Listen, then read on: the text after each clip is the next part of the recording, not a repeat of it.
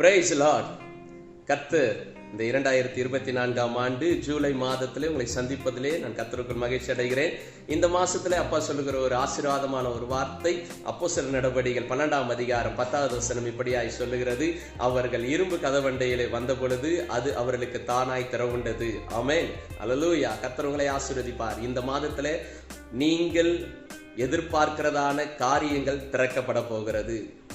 நீங்கள் அடைக்கப்பட்டு இருக்கிறதான சூழ்நிலையானது திறக்கப்பட போகிறது. நீங்கள் கட்டப்பட்டு இருக்கிறதான காரியங்கள் ரிலீஸ் ஆக போகிறது. நீங்க எதுல லாக் ஆயிட்டன்னு நினைக்கிறீங்களோ கர்த்தர் அந்த லாக்கை ரிலீஸ் பண்ண போகிறாரு. பேதுரு சிறைச்சாலைக்குள்ள இருக்கும்போது கூட அவன் தான் சிறைச்சாலையில இருக்கிற அப்படின்னு சொல்லிட்டு, ஐயோ என்னை காப்பாத்துங்க, யாராவது என்னை காப்பாத்துவாங்களா, நான் எப்படியாவது வெளியே போயிடுவான்னு சொல்லிட்டு பேதுரு பதறல.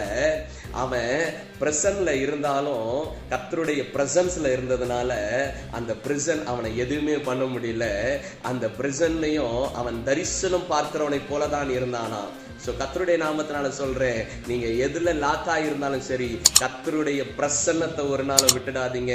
அந்த பிரசன்னம் உங்களை நிச்சயமா விடுதலையாக்கும். எல்லா கட்டுகளில் இருந்தும் விடுதலையாக்கும். உங்களுக்கான வழிவாசல்களை என் தேவனாய் கர்த்தர் திறந்து வைக்க போகிறார். எதை குறிச்ச கவலைப்படாதீங்க.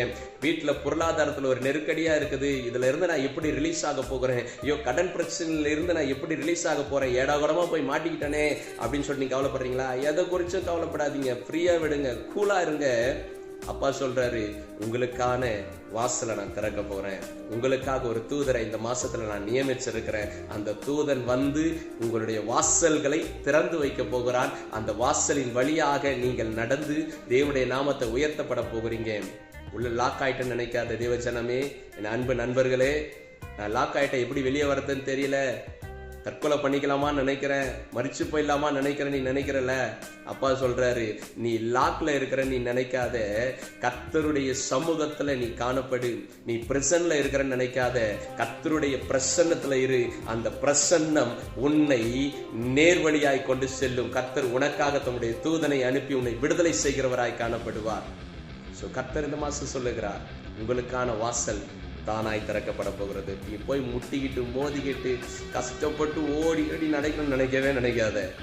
ரொம்ப ஃப்ரீயா இரு, அப்பாவுடைய பிரசன்னத்துல இரு. கர்த்தர் உங்களுக்கான வாசலை திறந்து கொடுப்பார். கர்த்தர் இந்த மாதத்துல உங்களை ஆசீர்வதிப்பார். God bless you.